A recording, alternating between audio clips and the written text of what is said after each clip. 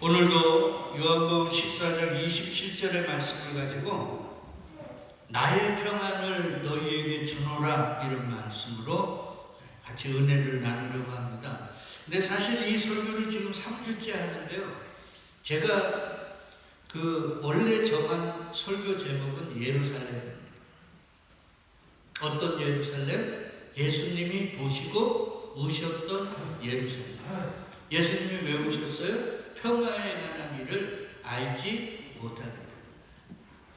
예루살렘이라는 뜻이 뭐라고 그랬어요? 평화의 성, 평화의 마을. 여러분 성경 지명 중 가장 많이 언급된 곳이 바로 예루살렘이라는 거 아시나요? 이스라엘의 수도로서 예루살렘이 언급된 구약 성경에만 750여개가 등장합니다. 시가서 중심으로 예루살렘의 동무요로 언급된 시온 역시 180차례나 나옵니다. 그러니까 예루살렘, 시온 이게 다 같은 말이거든요. 성경은 그 외에도 예루살렘을 지칭하는 다양한 명칭들이 등장합니다. 다윗성, 모리아산, 유다의 도성, 성전산, 성산, 거룩한 도시, 샬렘, 여부스, 아리엘 등 이게 다 예루살렘을 뜻하는 겁니다. 그런 내용을 모두 합치면 구약에서 예루살렘은 무려 2000여회나 등장합니다. 그러니까 사람들은요, 이게 막 싸우고 죽고 빼앗기고 맨날 힘들고 이런 걸 싫어한단 말이에요. 그러니까 어떻게 하면 좀 평화롭고 안락한 그런 삶을 살 수 있을까? 그래서 예루살렘이라는 성을 만들어 놓고 이스라엘의 수도로 삼아놓고 예루살렘 하는 거란 말이에요. 성경에서 예루살렘은요 단순한 지명의 의미에 그치지 않습니다. 그 이름 자체가 이스라엘의 신앙의 핵심이자 성경을 이끌어가는 신앙의 중요한 주제입니다. 히브리 대학교의 탈몬 교수라는 분은요 예루살렘의 신학적 의미를 신의 산과 결부시켜 설명한 바 있습니다. 그는 신의 산이 이스라엘 구속의 시작이라면 시온산은 그 구속의 정착으로 이해하면서 예루살렘의 역사적 의미와 신학적 중요성을 강조했습니다. 그러니까 구속이라는 거예요.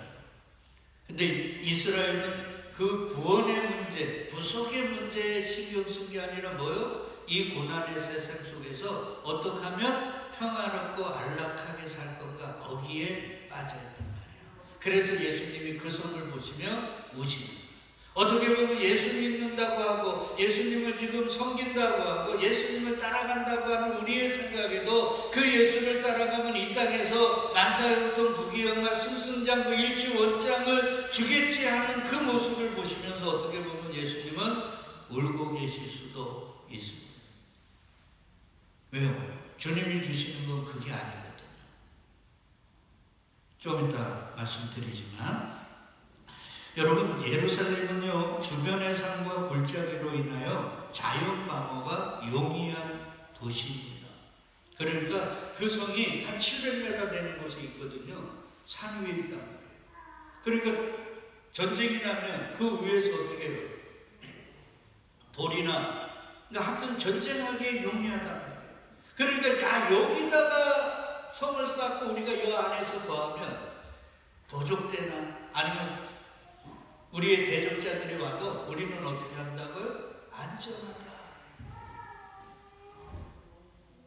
그래서 그냥 예루살렘 평화의 도시, 평화의 성, 샬롬의 성 이러면서 안전하게 지냈지만 제가 말씀드렸죠. 그들의 생각과는 다르게 예루살렘은요 끔찍합니다. 평화의 마을이라고 하는 요 예루살렘 지금은 이슬람과 유대인들의 성전이 있죠. 기독교의 성전이기도 하고 3대 종교가 성지 그리고 성전이라고 하는 요 위에 황금으로 씌우는 요거. 근데 요 밑에 요 사람들 모여있는 데 있죠. 여기가 뭔지 압니까? 여기가 그 유명한 통곡의 벽입니다. 여기가 아시나요? 제가 여기 갔을 때, 야, 진짜 수없는 사람들이 여기 와갖고 울고짖고요. 난리다. 보세요. 예루살렘, 여기가 예루살렘이거든요. 이 주변이 성전이 있고 그 주변이 다 평화의 성이라는 그곳에서 통곡을 합니다. 왜? 그들의 역사 내내 이곳은 그들이 생각하는 평화가 있었던 게 아니라 전쟁과 약탈과 유린이 난무한 곳이에요. 보세요. 이 예루살렘 성전이 세워진 이후로 끊임없이 전쟁과 속박과 노력을 이곳에서 자해냈단 말이에요. 왜 하나님이 이 예루살렘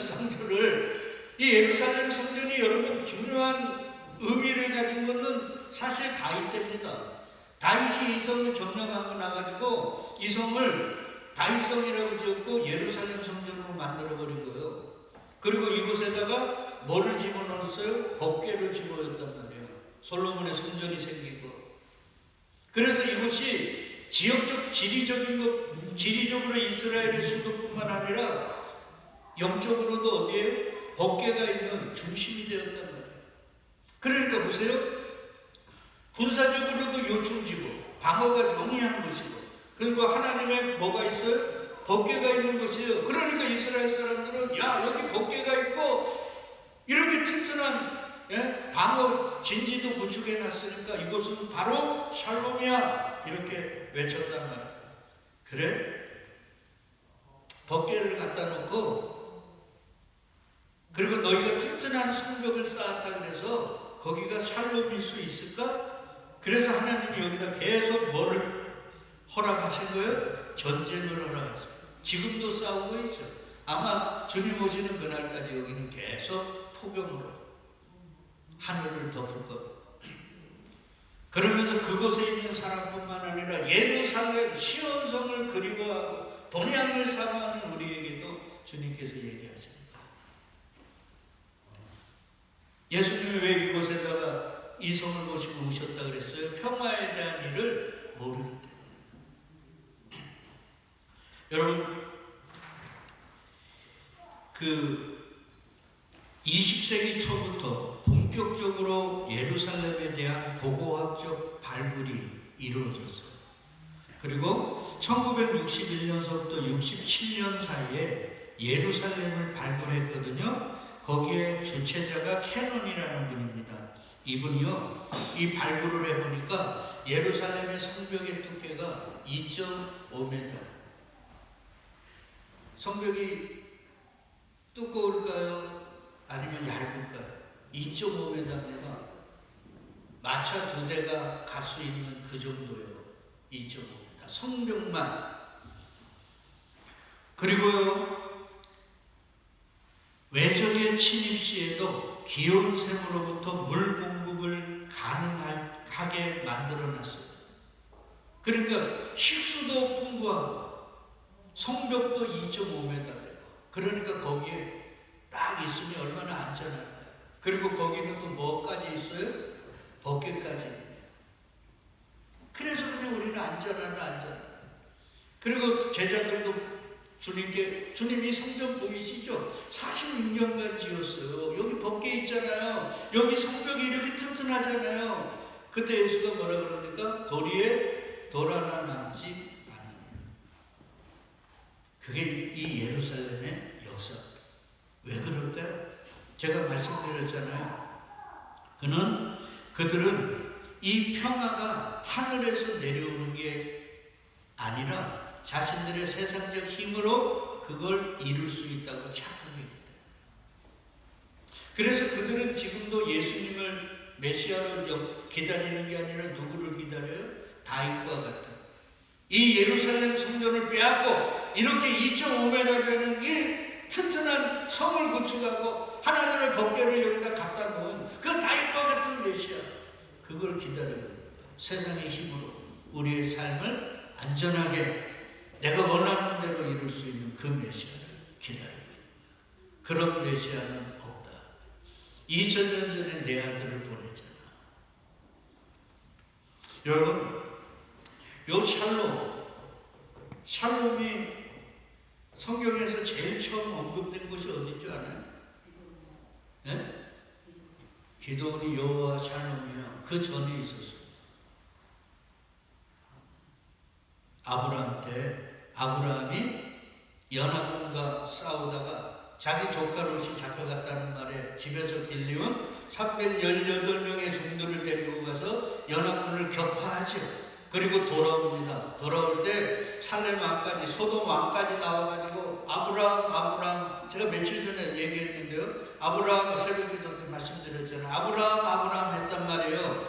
그때 아브라함이 얼마나 으쓱했을까요? 일개 족장이 수없는 왕들도 하지 못한 그 일을 해가지고 의기양양하게 돌아오고 있는데 멜기세덱이라는 그분이 나타나요. 그때 언급된 게 샬롬, 창세기 14장 17절로 20절. 아브라함이 그돌라오멜과 그가 함께한 왕들을 파하고 돌아올 때 소돔 왕이 사해 골짜기 곧 왕국에 나와 그를 뭐했다고요? 영접한 거예요. 왕은 싸움에서 져가지고 다 빼앗기고 도망갔다가 아브라함이 다 찾아왔다 그러니까 뻘쭉이 나와가지고 아브라함 이러고 있는 거예요. 그때 누가 나타났다고 18절을 같이 읽어요. 살렘 멜기세덱이 떡과 포도주를 가지고 나왔으니 그는 지극히 높으신 하나님의 제사장이었더라. 여기에 멜기세덱을 얘기하는데 무슨 왕이라 그래요? 살렘 왕. 여기 샬롬, 예루살렘.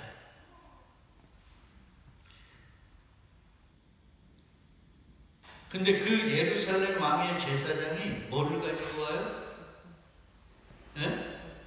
떡과 포도주. 요 떡과 포도주가 신약으로 오면 뭐예요? 성만찬이죠. 예수님의 몸과 피랍니다. 그러니까 보세요. 샬롬이라는 것, 너희의 말대로 세상에 최첨단의 무기와 2.5m라는 두꺼운 성벽과 꽁꽁 에워싸도 지하수를 땡겨서 물이 넉넉한 그런 것으로 구축되는 게 아니라 뭐로 구축된다고요? 떡과 포도주. 누구로 말미암아? 그리스도 예수로 말미암아 주어진 거야. 이해가 되시나요? 근데 이걸 모르고 성벽만 쌓고 최첨단의 무기와 훌륭한 군사들만 모아놓고 샬롬 그리고 있었던 게 뭐라고요? 예루살렘이란 말이에요. 평화의 왕, 진짜 평화를 주러 오신 그분은 십자가에 못 박아 죽여놓은 우리의 힘으로 평화를 이룰 거야. 돈과 시간과 물질과 모든 것들을 쏟아부으면 평화를 외친 게 예루살렘. 기가 막히지 않아요? 그리고 그걸 사람들에게 부추긴 게 누구라고요? 다윗. 그래서 하나님이 다윗을 밧세바를 범하는 걸 막지 않아요. 너 대단한 사람이 아니다. 그래서 마태복음 1장에는 그 다윗을 높여줘요? 삭제시켜버립니까? 삭제시키잖아요. 아시나요? 아마 이번 주까지 하려고 했는데 다음 주까지 넘어가야 되나? 그래서 주님이요, 얘들아, 너네 좀 잘 들어. 이방인의 집권자들이 저희를 임으로 주관하고 그 대인들이 저에게 권세를 부리는 줄 너희 알지? 근데 너희 중에는 그렇지 하면 안 돼. 너희들은 마음속으로 나를 통해서 하나님의 나라가 이루어지면 영의정 좌의정 돼가지고 너네가 이제 억압받는 거 다시 분풀이 하려고. 그래서 예수 기다리는 사람들 많잖아요. 1000년 동안 뭐 하려고? 왕노릇 하려고. 그동안 서로 나갔던 거, 억압당했던 거 내가 배로 갚아줄 거야. 이런 사람들이 많아요. 그거 절대 바른 거 아니라니까요. 예수님이 얘기하잖아요. 야, 너희 중에 그러면 안 돼. 너희 중에 누구든지 크고자 하는 자는 뭐가 돼야 돼요? 섬기는 자가 되고, 너희 중에 누구지? 으뜸이 되고자 하는 자는 너희 종이 되어야 해. 그러니까 진짜 이기고 싶으면 지는 거. 아시나요? 진짜 높아지려면 낮아지는 거예요. 그래서 교회는 정당을 만들면 안 된다 그랬죠? 정당은 뭐예요? 힘을, 권력을 쟁취하는 게 뭐예요? 정당의 목적이잖아요. 그리고 그 권력으로 자기들의 목적하는 걸 이루겠다는 거 아닙니까? 그러니까 힘을 가지고 자기들이 원하는 걸 이루겠다는 거예요. 그러니까 예수 믿는 사람들은 정당을 하면 안 되는 거예요. 뭐 기독당 웃기는 얘기죠. 예수님은 그런 거 만들어서 세상을 변화시키라고 하지 않았어요. 자기를 부인하고 자기 십자가 가지고 뭐 하라고? 죽으라고. 근데 예수 믿는 사람들이 예수까지 이용해갖고 이 땅에 힘을 가지고 세상을 변화시키고 세상에 영향력을 미치겠다고 한단 말이에요. 아직도 그게 올바른 기독교냐고요. 우리 선우현이 친구들도 이 설교를 들으면 한번 생각을 해보라고. 그게 올바른 기독교냐고요. 언제 주님의 힘으로 세상을 변화시키라고 그랬어요? 죽으라고 그랬지. 그래서 예수님이 제자들을 보낼 때 사자로 보냈습니까? 독수리로 보냈나요? 곰으로 보냈습니까? 뭐로 보냈어요? 양으로 보냈잖아요. 어디로 보냈어요? 이리들이 난무한 곳에 가서 뭐 하라고요? 죽으라고요. 여러분, 제가 애초에 성경을 읽고 나서 하나님을 얼마나 욕했는지 압니까? 다윗이 골리앗 앞에 딱 섰어요. 그때는 저도 예수님을 몰랐는데 다윗과 골리앗을 많이 들었을 거 아닙니까? 그러니까 그게 굉장히 재밌더라고요. 딱 눈에 들어와갖고 읽는데, 야, 하나님이 너무하대. 골리앗이라는 사람은 최첨단의 무기로 방패까지 다 했어요. 그 방패를 드는 종도 있대요. 그래가지고 의기양양하게 나오는데 다윗은요, 어떤 모습으로 나옵니까? 사울의 왕복을 입었는데 사울은 보통 사람보다 목이 하나 더 큰 사람이라 그 갑옷이 맞나요? 그 어린 다윗에게. 그러니까 거추장스러우니까 목동처럼 약대 털옷을 입고 그리고는 목동들이 그 양들이 잘못된 길을 가면 저 멀리 있으면 돌 던져가지고 바르게 가려고 하잖아요. 그러니까 물맷돌 하나 들어. 물맷돌 5개 딱 들고. 그리고 골리앗의 말이 더 웃겨요. 야, 너 이놈아 나를 개로 여기냐 이 자식아. 막대기 하나 들고 와. 주님이 어떻게 하나님의 이름으로 나아가는 하나님을 믿는 다윗에게 어떻게 그런 모습으로 내보낼 수 있냐고. 근데 예수가 양을 이리 가운데로 보낸다는 그 말을 들으니 맞는 거예요.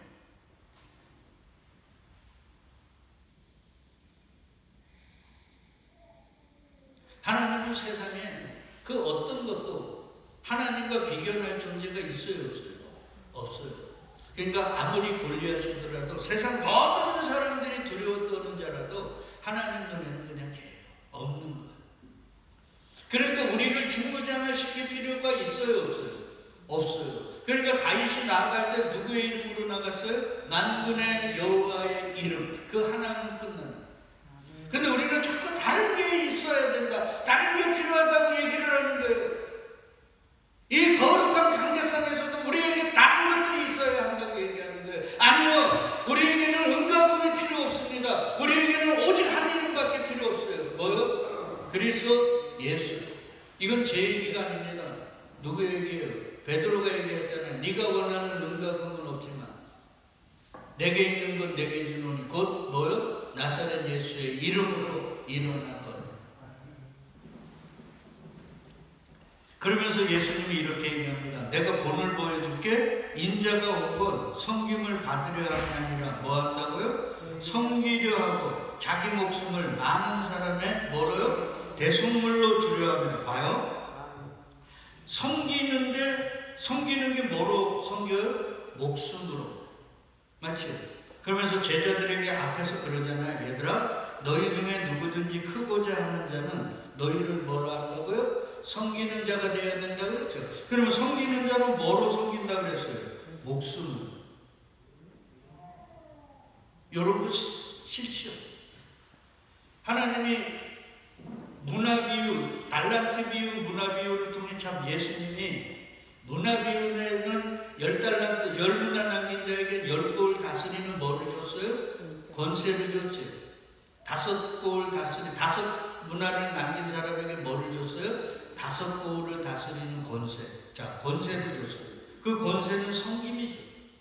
그 섬김은 뭐로 섬겨요? 목숨으로. 근데 그 비유를 그렇게 해석하는 사람들이 거의 없죠. 그러니까 만약에 우리가 5고을을 받으면 우리는 5고을을 내가 통치해서 다스리고 그들의 섬김을 받고 내뱉어드리며 산다고 이런 생각을 하잖아요. 근데 주님은 5고을을 주는 게 뭐라는 거예요? 너희가 그 5고을을 목숨을 걸어 어떻게 하라고요? 섬기라고 주는 거예요. 그 비유를 그렇게 이해하면 5고을 받을 사람이 있을까요? 정권사님. 정권사님에게 10고을 다스리는 권세 주시면 좋겠어요? 왜 안 좋아요? 이게 우리의 신앙이란 말이에요.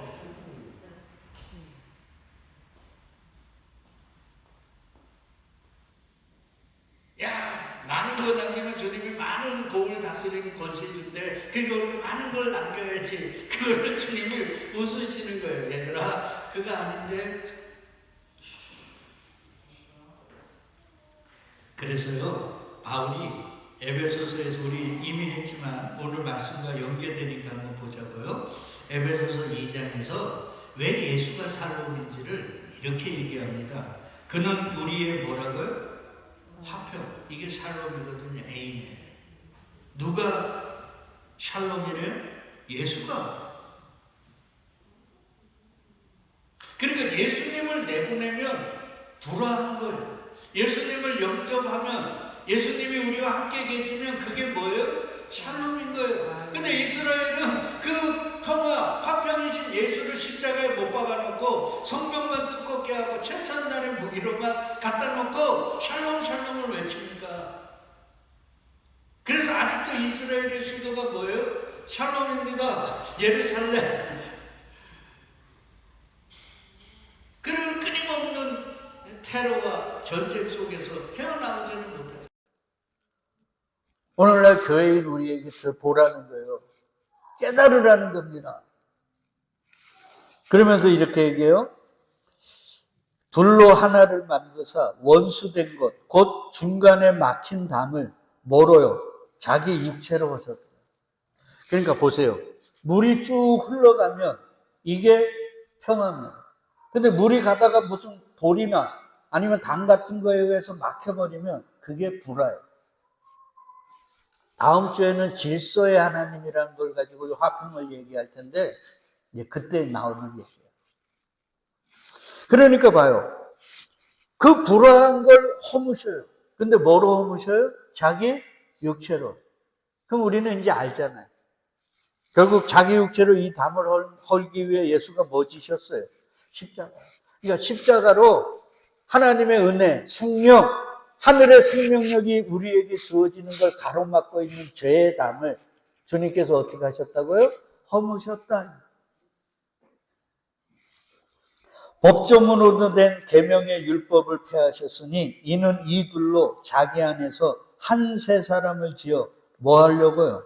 화평하게 하시고 또 십자가로 이 둘을 한 몸으로 하나님과 뭐하게? 화목하게 하려 하심이라. 원수된 것을 뭐로? 십자가로 소멸하시고 또 오셔서 먼데 있는 너희에게 뭐를 전했다고요? 평안, 샬롬, 에이레네, 화목을 전했대. 그리고 가까운 데 있는 자들에게 평안을 전했대. 가까운 데 있는 자든 먼 데 있는 자든 뭐로요? 평안을 전하셨다. 그 평안은 뭐로 이루어진다고요? 십자가. 그래서 우리 개역개정은 요한복음 14장 27절을 이렇게 얘기합니다. 평안을 너희에게 끼치노니 곧 나의 평안을 너희에게 주노라. 그럼 우리는 끼치노니라는 이 단어가 뭘까 봐야 되잖아요. 세번역은 이걸 어떻게 얘기했냐면 나는 평화를 너희에게 뭐 한다고요? 남겨준다. 자, 그러면 에베소서에서 주님은 평화를 뭐로 이루셨다고요? 십자가로 이루셨죠. 그래서 샬롬 왕 멜기세덱이 뭐 가지고 왔어요? 떡과 포도주로. 근데 그것들을 모르고 성벽만 두껍게 짓고 최첨단의 무기로 무장하고 샬롬을 외쳤잖아요. 그게 예루살렘이란 말이에요. 그거 아니고 예수 그리스도의 십자가, 그분을 영접해야만 진짜 평화가 오는 거야, 이 말이란 말이에요. 근데 그 평화를 너희에게 뭐 한다고요? 남겨준대요. 그 말은 너희라는 제자들에게 평화를 남겨준다는 거죠. 그건 뭐 하라는 얘기예요? 십자가 지라는 거예요. 그래서 예수님이 가이사라 빌립보에서 너희는 나를 누구라고 하느냐 할 때 베드로가 주는 그리스도시요 살아계신 하나님의 아들이심을 고백하니까 바요나 시몬아 내가 복이 있도다 하면서 천국 열쇠 주잖아요. 그리고는 곧바로 이제 하나님이 성령님을 통해 내가 누군지를 가르쳐 주셨네. 그러면 이제 내가 샬롬을 이루기 위해 뭐를 줘야지? 십자가를 줘야지. 창세전 택한 자들과 죄로 인해서 생명이 가로막혀 있는 그 땅을 내가 허물고 하나님과 화평을 이루어야지. 하나님과 택한 자들 사이에 화평을 이루어야지. 그러니까 제자들에게 뭐라 그래요? 나 십자가 질 거야. 그러니까 베드로가 어떻게 합니까? 끌고 가가지고 왜 죽냐고. 네. 그랬을 때 예수님이 뭐라 그럽니까? 사단아 내 뒤로 물러가라. 그러면서 누구든지 나를 따라오려거든 뭐 하라 그래요? 자기를 부인하고 자기 십자가를 지고 따라오라. 그게 바로 나는 평화를 너희에게 뭐 한다고요? 남겨준단 말이에요. 그러니까 예수의 제자들은 예수님처럼 뭐 져야 되는 사람이요? 십자가를 지는 사람. 그러니까 십자가를 집에다가 자꾸 달아놓지 마세요. 이런 마음으로 다는 거 오케이. 주님, 내가 십자가를 다는 게 아니라 난 십자가를 지고 죽으려고 그러는데 자꾸 까져먹으니까 이걸 달고 이걸 볼 때마다 내가 남편과 싸울 때, 내가 화가 날 때, 내 자식과 문제가 있을 때 내가 죽게 하소서라는 의미로 달아놓으면 오케이. 그걸 아닌 거는 다 우상. 제가 옛날에 했잖아요. 우리 어머니도 그렇고 우리 아버지하고 맨날 지격대거든요. 여러분 손바닥도 마주쳐야 소리 납니까? 안 마주쳐야 소리 납니까? 마주쳐야 소리 나죠.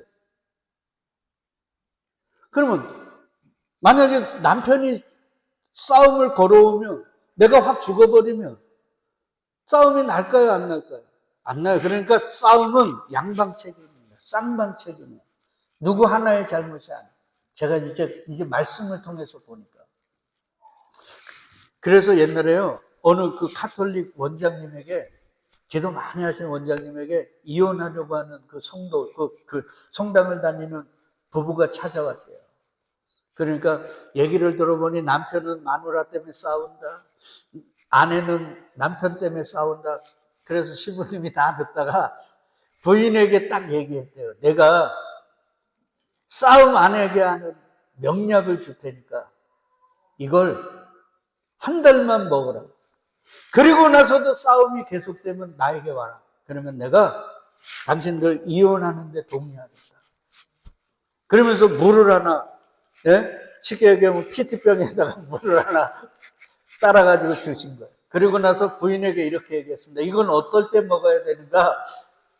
남편하고 뭔가 문제가 생기고 얘기를 해야 될 때 얘기하기 전에 이 물을 한 모금 입안에다가 먹고 그걸 바로 삼키지 말고 한 2분 정도 입안에 뒀다가 그리고 삼키고 그렇게 먹어야 된다는 거예요. 근데요 2주 만에 이 부부가 왔습니다. 처음에 올 때는 씩씩대면서 얼굴 붉히면서 떨어져서 왔는데요 2주가 됐을 때 손잡고 오더라고요. 왜요? 남편이 화가 나가지고 집에 와갖고 그 화를 풀려고 부인하고 슬슬 이제 시비를 걸어요. 그러면 부인이 생각이 신부님이 먹으라 그랬으니까 요 약을 먹고 바로 삼키면 바로 얘기가 되잖아요. 근데 어떻게 했을까요? 입에 2분 동안 있으라 그러니까 남편이 막 얘기를 막 하는 건데 2분 정도 있다가 시작해버리니까 말할 타이밍을 놓쳐버린 거예요. 이게 이제 한 번, 두 번 되다가 보니까 남편이 재미가 없는 거예요. 옛날에는 내가 이렇게 하면은 부인이 이렇게 도발을 하니까 그냥 해갖고 싸움이 되니까 이게 자기도 이렇게 좋았는데 이거는 물 먹고 그냥 웃고 이거 있으니까 재미가 없는 거예요. 그래서 싸움을 안 하더라. 진짜 귀한 얘기입니다. 그래서 주님이 우리 보고 말하라 그러지 않고 뭐 지고 오라고요? 십자가 지고. 그 말은 죽으라. 죽어야 화평이 되죠. 그걸 보여주신 분이 누구예요? 예수님. 그래서 바울이 나는 날마다 뭐 했다고요? 죽노라는 거예요. 바울도 대단한 사람 아닙니까? 근데 그분이 맨날 죽어요. 그러니까 바울이 죽는 곳에 예수님의 샬롬이, 에이레네가, 평화가 이루어지지 않았겠습니까?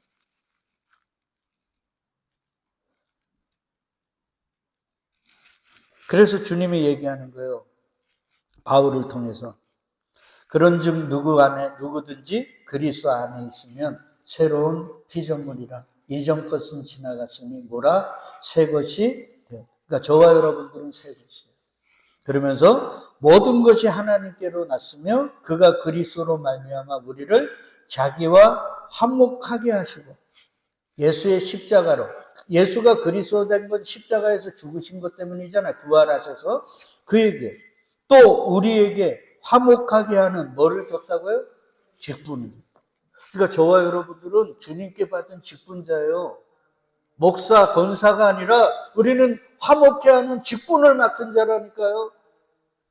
그러면 이 직분을 어떻게 해야 돼요? 충성스럽게 감당해야죠. 맡은 자에게 구할 건 뭐라고요? 충성이니까. 그 말은 다른 말로 하면 뭐 하라는 얘기예요? 죽으라는 얘기 아니에요, 십자가. 왜? 화목은 뭐로 이루어지는 거니까? 십자가로. 그래서 예수의 제자들이 다 죽은 거예요. 사도 바울도 죽은 거예요. 여러분, 이런 생각 안 해보셨나요? 사도 바울이 죽지 않고 더 살아서 복음을 전했으면 그 복음이 얼마나 많이 더 전파됐을까? 근데 여러분, 사도 바울이 죽음으로 그 복음이 더 기하급수적으로 갔다고 생각하지 않나요? 사도 바울의 죽음, 그 숱한 로마의 박해와 압제 속에서 죽어간 그 수없는 자들의 십자가의 죽음을 통해 314년에 로마가 어떻게 됐어요? 기독교 국가가 됐어요. 화목은 총칼로 이루는 게 아니에요. 뭐로 이루는 거예요? 십자가, 죽음으로. 그걸 그리스도가 보이셨고 이제 우리에게 그 직분을 감당하라. 그래서 예수님이 그래요. 나의 평안을 너희에게 뭐 한다고요? 주노라. 그게 좋은 말이 아니라 그랬죠. 인간적으로는. 영적으로야 진짜 복된 건데 육적으로는 그게 뭐 하라는 거예요? 죽으라는 거예요. 그러니까 이러잖아요. 내가 주는 건 세상이 주는 것 같지 않아가지고 너희가 절대 뭐하고요? 근심하지도 말고 두려워하지도 마 이 말이에요. 이 말씀이 다 이해가 되죠. 이제는. 얘들아 죽는 게 사는 거야. 살려고 하는 게 그게 죽는 거야. 그리고 화목하고 심리의 평화를 이루고 싶어. 평화의 사도가 되고 싶어. 그러면 죽어.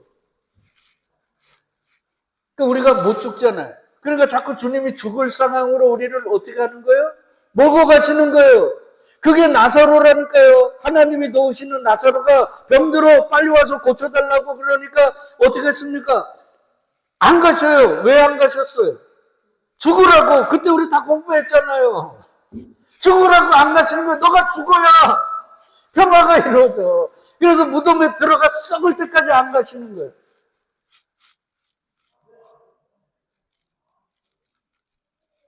그래서 어느 영성가는 이렇게 얘기했습니다. 하나님의 침묵은 가장 위대한 응답이다. 이해되시나요? 우리가 기도하는 것들이 응답 안 되죠? 내가 원하고 바라는 게 안 이루어지죠? 그게 하나님이 우리에게 드려주신 응답하시는 최고의 응답이에요. 뭐 하라고? 죽으라고. 이거 봐요. 기독교는 단순해요. 뭐 하라가 아니에요. 그냥 너 나 믿니? 그러면 뭐 하라고요? 죽어. 내가 너 죽으면 다시 살릴 걸 믿니? 그러니까 죽어. 간단하잖아요. 네가 죽으면 평화가 이루어져. 마지막으로요. 조금만, 아니 이게 너무 진짜 심각한 얘기예요. 이걸 이해하는 우리 성도님들을 할렐루야 합니다. 진짜 감사해요. 다른 교회에서 이런 설교하면 저는 바로 쫓겨나지 어디에 설교를 하겠습니까? 이해도 못하지. 그게 바로 톨스토이의 사람은 무엇으로 사는가. 갓난아기 3명을 끌어안은 남난 옷차림의 여인이 겨울에 길을 방황합니다. 근데 하나님이 천사를 보내. 그리고는 그 어머니를 데리고 오라 그래요. 천사가 내려가서 보니까 이 엄마가 죽으면 이 아이들은 고아가 될 텐데 엄마가 없으면 이 아이들을 어떻게 살 거냐는 거예요. 그래서 하나님의 명을 어기고 어머니를 안 데려가요. 그러니까 하나님이 그 천사에게 벌을 내리시고 그리고 그 어머니를 하나님의 뜻대로 데리고 올라가요. 그리고 먼 후일날 이 천사가 어느 구두자기 집에서 일하는 그런 사람이 됐는데 어느 날 부유한 집에 어떤 사람이 구두를 맡기러 와요. 근데 알고 보니 그 집에 양자로 입양된 애가 바로 하나님께서 자신에게 데려오라고 한 그 어머니의 자식들이에요. 그래서 톨스토이는 그것을 통해 말합니다. 사람은 무엇으로 사는가? 뭐로 살아요? 하나님의 사랑. 그 사랑의 결정체가 뭐예요? 하나님이 우리를 사랑한다고 보여준 게 뭡니까? 십자가잖아요. 그러니까 하나님이 이 세상을 사랑한다고 우리도 세상에 외쳐야 돼요. 뭐로? 말로가 아닙니다. 돈으로가 아니에요. 외적인 것이 아니에요. 뭐로? 십자가. 그러니까 죽지 않나요? 우리가 스스로 못 죽이니까 죽는 상황으로 몰고 가시잖아요. 근데 왜 악각되냔 말이에요. 처음부터. 그거 아니잖아요. 안 해요. 요즘 말씀 못 전하겠더라고요. 계속 나에게 죽으라. 근데 이 영은, 이 지적인 건 알아요. 죽어야 된다는 걸. 근데 뭐가 몰라요? 내 육이 거부를 하는 거예요. 아니, 그래도 저는 좀 살아야죠. 아니, 여기까지 왔는데 조금 그래도 좀 살 만큼 살다가, 사람들에게 그래도 선호 목사가 그래도 괜찮은 목사라고 인정은 받고 가야 되는 거 아닙니까? 아무리 외쳐도 주님은 대답하지 않아요. 그 말은 뭐라는 거예요? 정 권사님, 주님은 나에게 지금 뭐 하라는 거예요? 죽으라고요.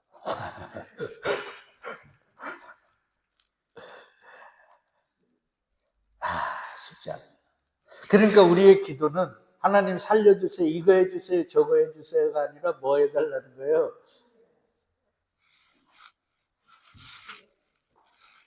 우리 성도님들의 그 죽음의 기도에 하나님 응답하셔서 저와 여러분들이 죽는 그곳에 하나님의 평화가 임하시고 하나님의 생명을 살리는 역사가 이루어지고 우리 주 예수 그리스도의 주되심이 더 드러나는 그러한 참된 사명자로 우리 모두가 잘 살아낼 수 있기를 주의 이름으로 축복드리겠습니다. 아멘.